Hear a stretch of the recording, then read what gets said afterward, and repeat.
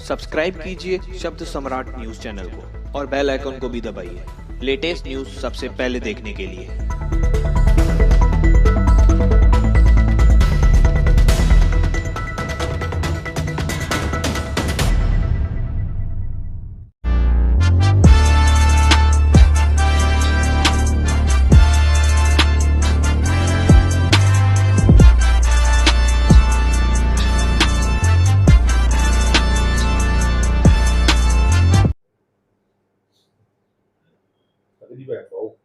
उल्लासनगर महानगर पालिका द्वारा जो पानी के बिलों में वृद्धि की गई थी उस विषय को पुरजोर तरीके से टीओके ने उठाया।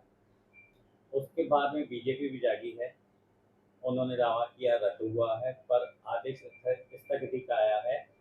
टीओके इससे संतुष्ट है क्या कहना चाहिए? देखिए, सबसे पहले तो मैं हमारे आमदार को और उनके लोगों को ये बोलना चाहूँगा कि पहले ही लोगों को बहुत पागल किए हैं, अभी एटलीस्ट पागल बनाना बंद करो।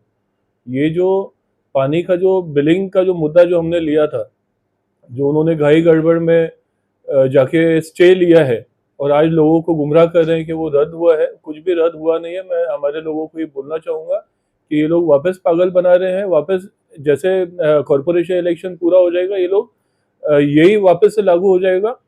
यही नहीं, ये तो ठीक है, समझो आज हमने मुद्दा उठाया, ये जो मुद्दा है ये कुमार आइलानी जी को, जो हमारे आमदार हैं, उनको फरवरी में जब बजट बना था, वो बजट में इस चीज का उल्लेख किया गया है, उनको उसी टाइम पे जागना चाहिए था। ये तो हमको खुशी है कि हमने ये मुद्दा उठाया और ये लोग जागे हैं।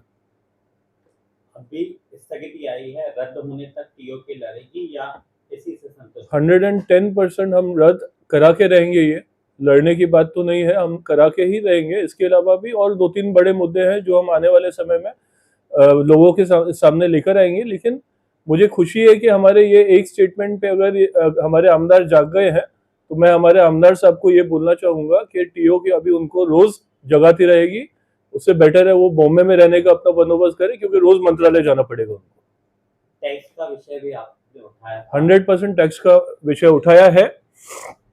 उसमें भी हमको पूरा यकीन है कि हमारे जो खासदार साहब हैं, जो उन्होंने कमिटमेंट किया है, वो हमको उसमें रिलीफ दिलवाएंगे।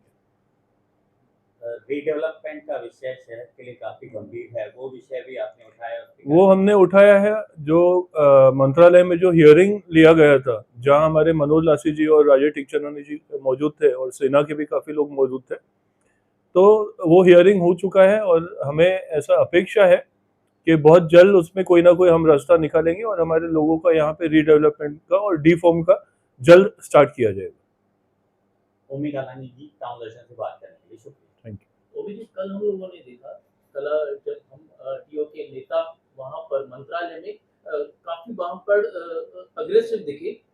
मुद्दा कैसे आप जो स्थगन लाया है, अब उसको रद्द कराने के पीछे आप लगे हुए हैं, लेकिन मुद्दा पूरी तरह से बीजेपी उठा के लेके गई। तो कहीं ना कहीं देखिए, मुद्दा कौन उठाता है, कौन क्रेडिट लेता है, हमें उससे कोई भी लेना देना नहीं है।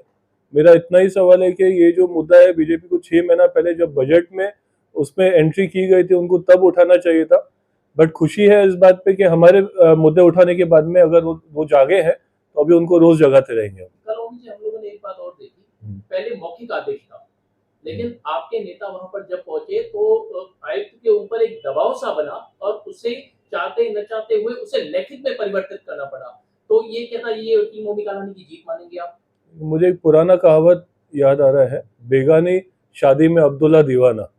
तो ये वही देखने को मिला, इससे ज्यादा मैं कुछ बोलना नहीं चाहूँगा। जी, ओमी जी, अब खड्डों के विषय पर आते हैं।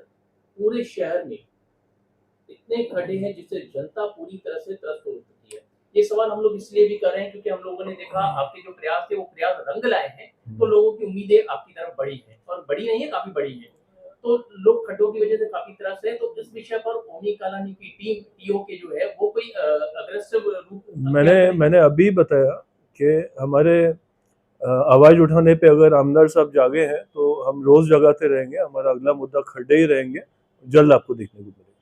हर दिन अपने बच्चे बातचीत करने के लिए थैंक यू।